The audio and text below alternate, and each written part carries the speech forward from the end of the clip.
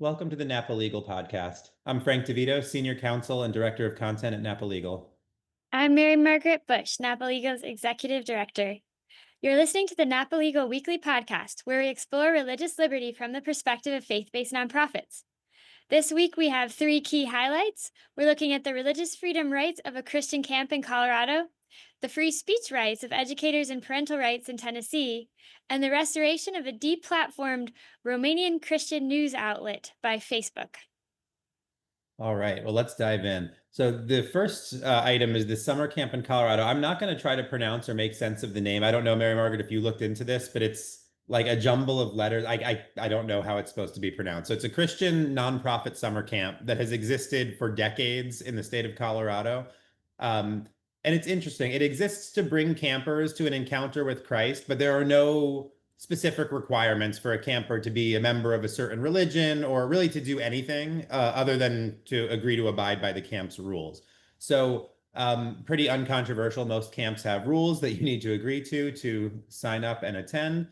So the rules for this camp include a policy that campers of opposite sexes cannot share bathrooms, changing rooms, or certain sleeping arrangements. So Colorado law has a requirement that all summer camps obtain a license to operate. Last year, the state's licensing department added a requirement that a camp must allow children to use bathrooms, dressing facilities, sleeping facilities that may be designated for the opposite sex. So this is, it's not clear the way it's worded, but what they're trying to do is allow, identification with a certain gender to mean that you can go in whatever bathroom or dressing room you identify as being able to go into. So after being denied an exemption, the camp filed a lawsuit, and that's how we got to where we are now. So basically, the camp claimed rightly that they had been licensed for decades. They were qualified under all other parts of this licensing scheme, and they wanted an exemption so that they can continue to have, boys' rooms for boys, girls' changing rooms for girls, and they were denied the exemption. So this case, backing up from the facts of this one in particular, I think this is a great illustration of the constant tension. We've discussed this before. It's been obvious for decades, I think, but especially since the Bostock case in 2020. It's the tension between an expanding understanding of non-discrimination laws and the ability of religious individuals and organizations to live their faith in public. Right. So first, I want to point out a theme that we discussed really from the beginning of this podcast, and sometimes it's easier to avoid it, but I think there are some issues where you really want to just nail this in. So before we talk about the camp in particular, I just want to point this out, right? Religious liberty is not simply a neutral value, stating that everyone can believe and live out everything that they want to because they believe it, right? That's not, we have a lot of freedom in this country for a very diverse viewpoints, right? But essentially, the reason that our founders and our American tradition values religious liberty is because religion is a good. So religious principles being lived in the public square are good for society, right? It's not just a matter of freedom for freedom's sake. It's freedom for the sake of good things happening, right? So that said, I think it is worth pointing out it's problematic in itself that civil rights laws that were originally enacted to protect people from discrimination based on certain immutable characteristics, right? Skin color, ethnicity, sex, are being expanded to include people's like self-identified sexual preferences, gender identities, and so on. Right. The religious liberty movement, we have to be clear about how we phrase this. This is not about our right to discriminate, right? This is about the right of religious believers to speak and act in accordance with not just whatever they believe subjectively, but what's objectively true about the human person and human sexuality. So that's why I think it's worth having these conversations. But this isn't just about religious freedom to do whatever. Like these are important truths about the human person that are at play when you have laws like what Colorado is trying to push. Right? These are actually important truth claims to litigate and debate. Before I dive into the particulars, Mary Margaret, did you want to say anything on that kind of hot take part of the issue? I really like what you said about this isn't just freedom for freedom's sake, it's freedom for the sake of human flourishing. I think that's important to keep at the center of the debate. Um, but it's also it's there's this coercive dynamic going on, like you said, and it's been a theme that I think you've done a really good job highlighting during our weeks of this podcast. And here it's popping up again, and I think the harms, both from a legal standpoint from a policy standpoint and just from a simple human flourishing standpoint are pretty significant. Yeah. Yeah, no, that's a great point, and let's dive into them in particular here. So I would say this one, I'll get into it. This is particularly troubling instance of the gender identity ideology that's pushing its way into the legal regimes across this country, right? This isn't about calling someone by a certain name or a certain pronoun. Like, those are problematic, but for different reasons.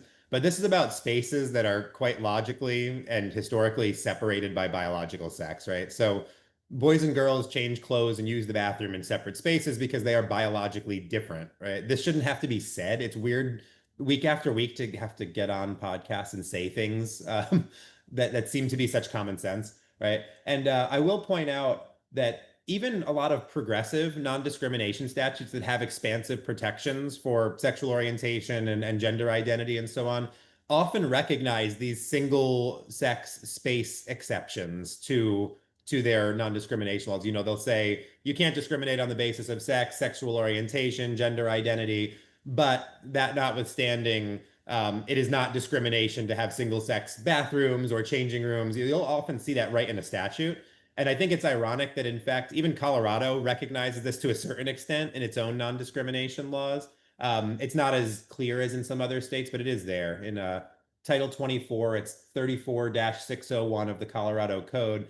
Notwithstanding any other provisions of this section, that's the public non-discrimination law, it is not a discriminatory practice for a person to restrict admission to a place of public accommodation to individuals of one sex, if such restriction has a bona fide relationship to the goods, services, facilities, etc. So that's talking more about like single sex clubs and things, but I mean the logic follows. This is even the Colorado law acknowledges that there are some places where it's appropriate to restrict to one sex. And to me, this is like the most obvious example of that because we're talking about like changing rooms and sleeping arrangements, right? Very intimate spaces. So to me, this isn't just an odd, this is an odd legal hill for opponents of religious liberty to die on. It seems like a really awkward optic and probably not where I would go if I wanted to push the whole gender identity ideology, right? It seems to me like this isn't just a matter of custom or traditional religious mores, but this is safety and common sense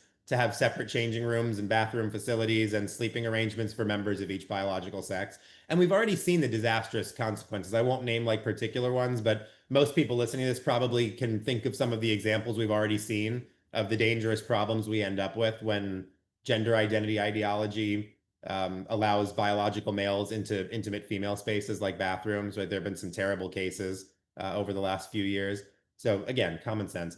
And you hinted at this, Mary Margaret, but I just wanted to highlight. We talked about this in our pilot episode, how liberal permissiveness under the law quickly becomes oppressive mandate from which there can be no dissent. And I think this is an interesting example of that evolution, right? It's one thing for progressive places to allow the use of, restrooms or changing rooms that conform to one's subjective understanding of their gender identity, his or her gender identity, not their. That's a problem, right? Because that creates unsafe spaces. But at least that's a permissive regime.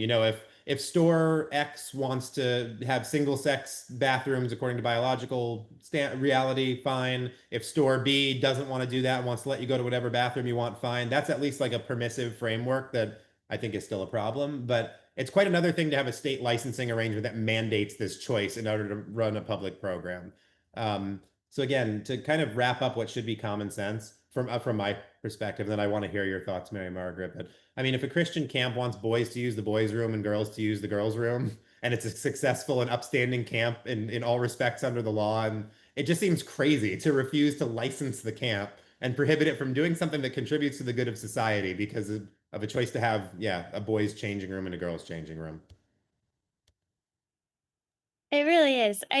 I'm always distracted in these cases a little bit by the why. I can't help asking myself, you used the phrase, "What a hill to die on," and I'm always just distracted by the fact, like, why can't this Christian camp just do their thing? I mean, half the kids who go there probably don't even want to go there. Their parents are sending them, and it's like it's being turned into this like absolute, like nationwide, headline that they're being forced to operate in a violation of their own beliefs, and it's such a strange hill to die on, children's summer camp policy.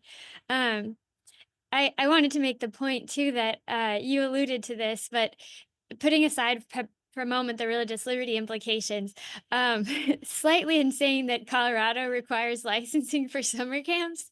Yeah. Um, to just briefly go on a tangent, there's a whole area of law and First Amendment, litigation around the rampant proliferation of licensing regimes. So it certainly makes sense to have licenses for professions like medicine and these, life or death situations. But some states like Colorado or California have absolutely run with this. I mean, you're getting to the point where it's like you can't even sell greeting cards without a license. It's sort of unbelievable.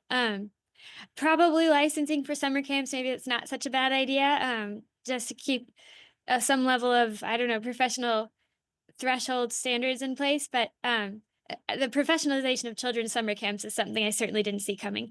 Um, but coming back on the religious liberty issue, I think I've been reflecting on this case, putting it in the context of the cases we've discussed and like the laws we've discussed over the last several weeks. And I think we're just witnessing a death by a thousand paper cuts strategy directed towards coercing believers into collaborating in this new favoritism towards these experimental protected classes.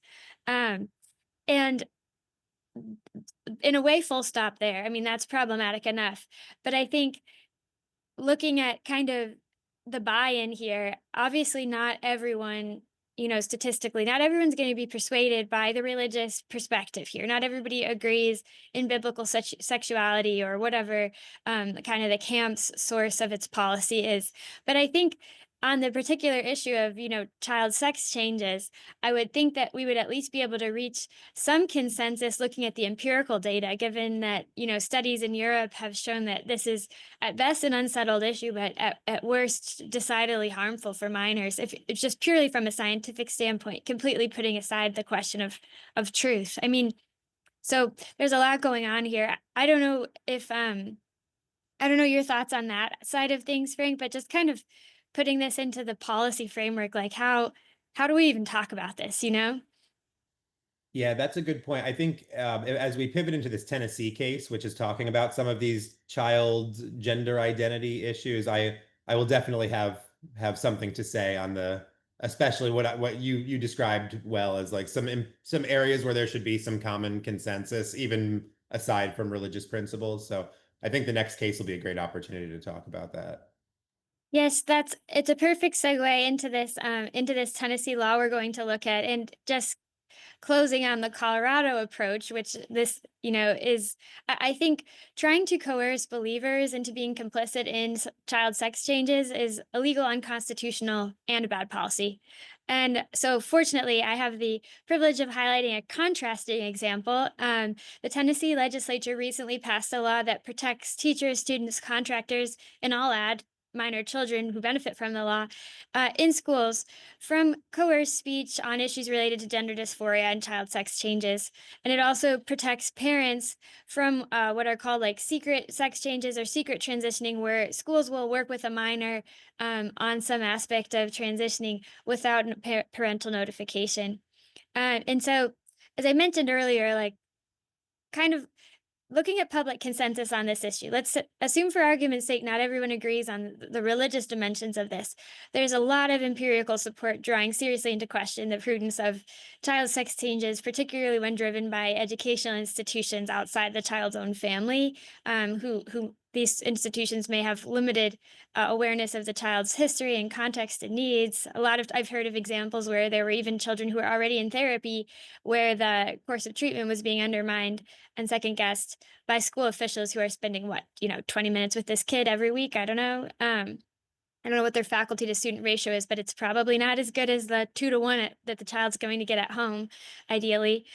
So anyway, even for those who don't oppose this type of these types of sex change kind of agendas on religious grounds, from a practical standpoint, the research suggests that this is not a good idea.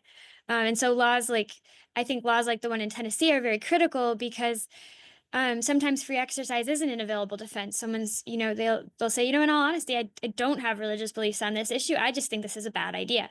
And those people need to have a voice too, and they need to be able to protect their children too. Um, so then connecting to this Colorado case, I want to zoom out a little bit from Tennessee specifically and look at the macro trends nationally. We are seeing activists in states like Colorado, like Washington. If we were to give these a political name, which I try to refrain from doing, but for simplicity, the blue states, they're attempting to establish this hierarchy of priorities based on these kind of experimental protected classes, and they're trying to establish a hierarchy that's different from that set in the Constitution. So it's not legally permissible. I don't think it will stand the test of time, but the experiments, the death by a thousand paper cuts, is a painful process. And the greater ambiguity a state has in its laws, the greater pain people of faith are going to experience as they try to hold the line here. And what I think is uh, even more troubling is that the very laws and policies that activists are trying to pursue in attempts to coerce people of faith into agreeing with and furthering these agendas actually further polarize and separate by not allowing coexistence and mingling and getting to know people as people. The laws are actually creating the very problems that they're supposed to solve. And then in contrast, we have states like Tennessee, who I think are showing leadership in bringing order and clarity to some of the chaos around this intersectionality, to borrow a term, around child sex changes, parental rights, freedom of religion, free speech and association, as well as the freedom of educators who work with children. So tons going on here specifically, tons going on here on the macro level. Frank, what are your thoughts of this Tennessee case, and particularly can you compare and contrast with what we're seeing in Colorado? You know, the comparison that I want to make is a little bit of a hot take, but I think it's one that's worth making here, right? So on a lot of issues, I'm all for, I think it was Justice O'Connor, right, who talked about like the laboratory of the states, right? You can have like 50 different policy initiatives to address the same problem. Then you get this benefit of seeing what works best, right? I'm all for that on most things, right? Like high regulation or deregulation of the business sector? Like how in depth do you want to get on like environmental regulations? Is it better to let the private sector act? Is it actually better to be very strict with like what ends up having the better result? Taxes, all kinds of things. Like you let's go. Let's experiment in the States. I I'm always this issue in particular makes me want to be as like unlibertarian as possible. Like I don't think that there's room for like laboratory state by state experimenting when we're talking about like doing irreparable harm to children. So I think it's really important at a certain point to get clear on like, no, we're not this isn't just like, oh, red states are deciding that like we're going to try a policy of not letting parents or teachers, push children toward like what eventually becomes like chemical and surgical permanent disfigurement and harm to them. Like that's just not something that we allow in society. So I'm at my like least federalism libertarian when we're talking about something like this. And I think it is important because at a certain point we have to draw a line in the sand and say like we're for a lot of freedom, but it's not freedom to do whatever. Like there are some things that are just excluded from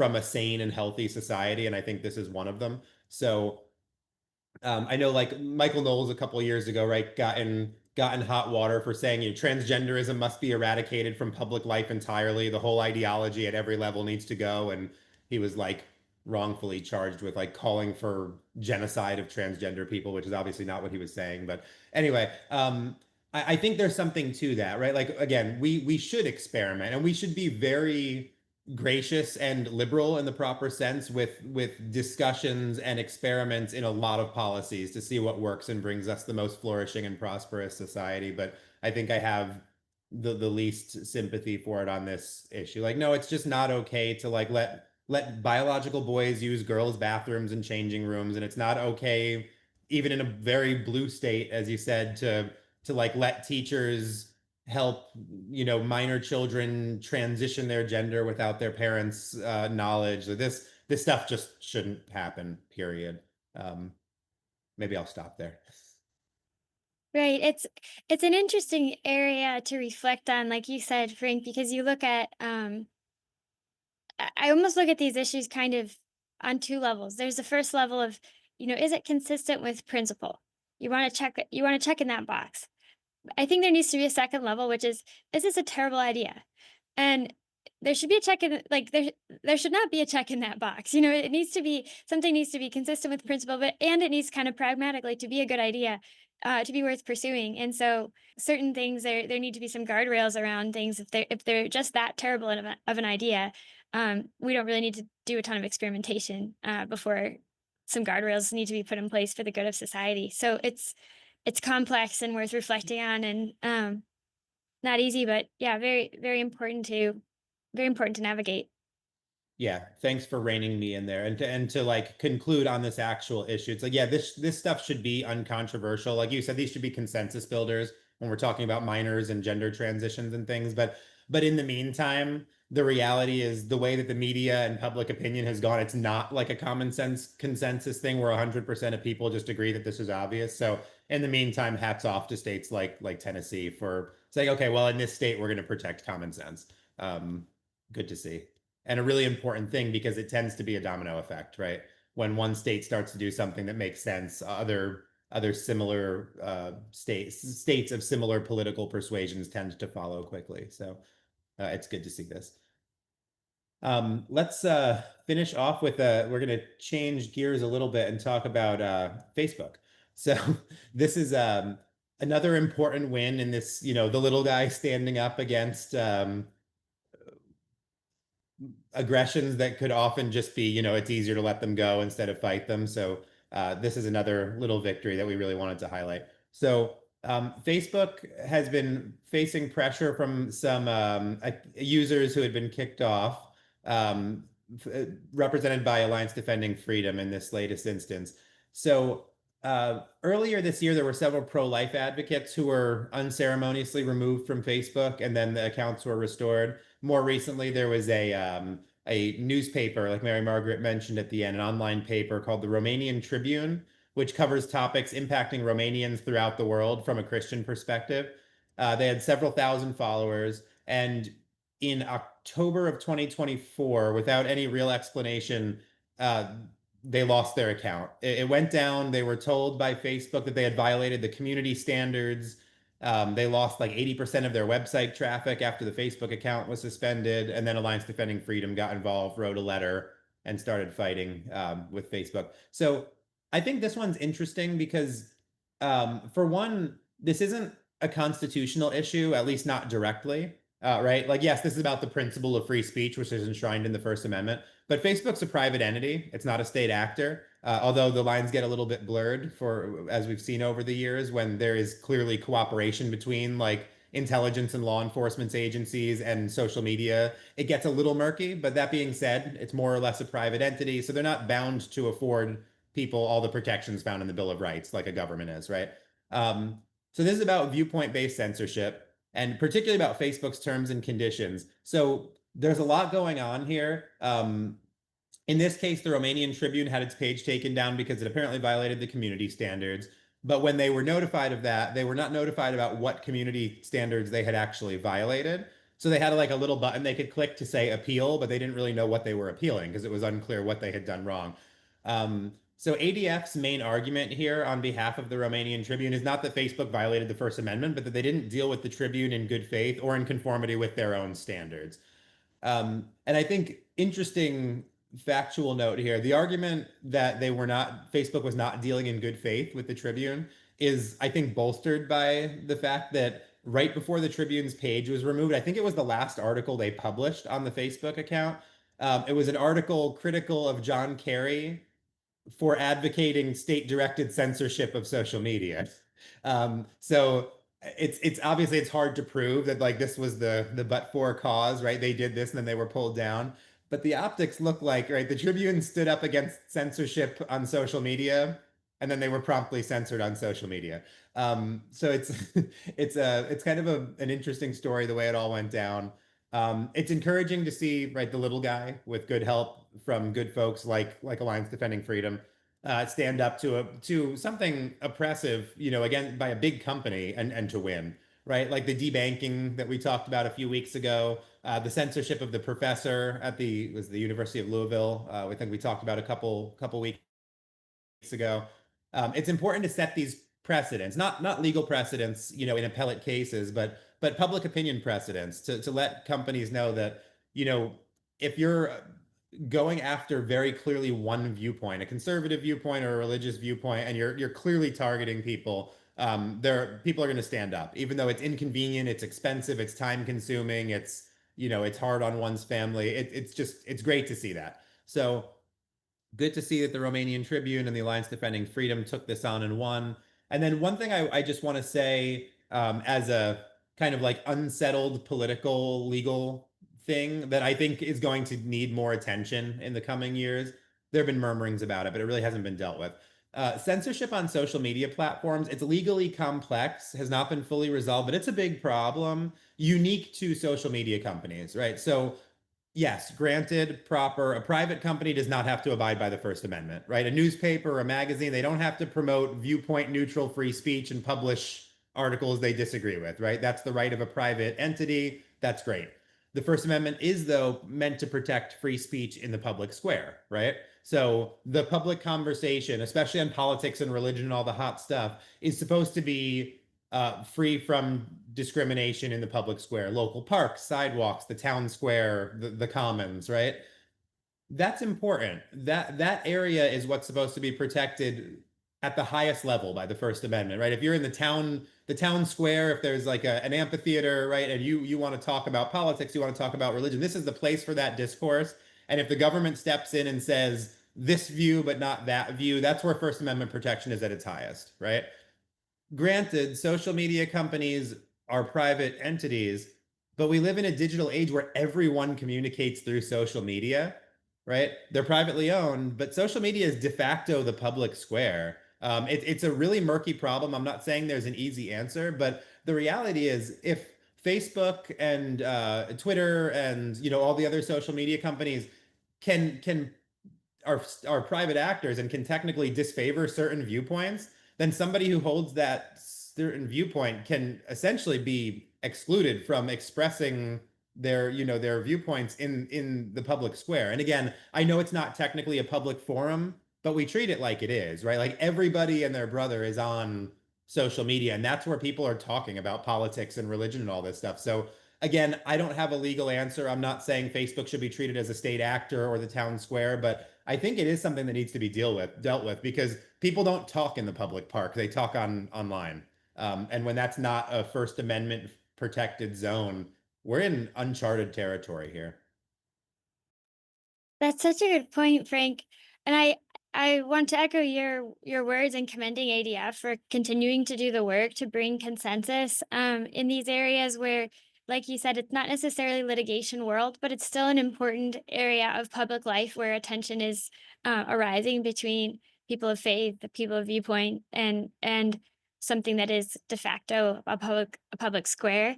And I also think one of the most important things about their ADF's efforts here is that they're combating a harmful stigma that arises, even though it takes a lot of painful work to get there, to kind of lead to a right ordering of um, our society's relationship with voices of faith. And I I think this kind of almost broken windows approach to permitting religious groups again to engage with private vendors on the same basis as others is really really important.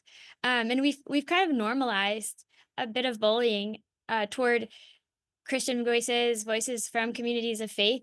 We've sort of normalized, they can be deplatformed, they can be, uh, have service disruptions. And I think doing this long, hard work of engaging with those companies one on one and walking that back, I think is going to be a very important victory, not only sort of from the practical continuity of service standpoint, but in improving the public's perception and understanding and valuation of religious voices. Because whether we like it or not, these large companies, Facebook, Meta, their subsidiaries, they are leaders in society. Should they be? Are they doing a good job? Lots of complicated questions there, but the reality is they are leaders in society, and so it's very, I think, important, I think, for leaders at a minimum not to bully and silence voices of faith, but ideally to actually support and elevate them. And I think that can be done, and I think we're moving in that direction. So this is, I think, encouraging on the facts themselves, but also encouraging as part of a larger trend toward restoring a right order of faith in society.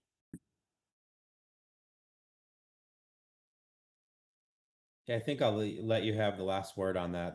That's a great way to wrap that up. Thank you. So it's great. We are ending another episode on a high note. Thank you so much for joining us for this episode of the Napa Legal Podcast. If you enjoy the content we're putting out, we would appreciate it if you would like our podcast and subscribe to our channel on YouTube, Spotify, or wherever you listen. We hope you'll join us next week as we continue to highlight and discuss some of the most important ongoing legal issues affecting religious liberty and the work of faith based nonprofits. We'll talk to you next week. Thank you for joining us, and God bless.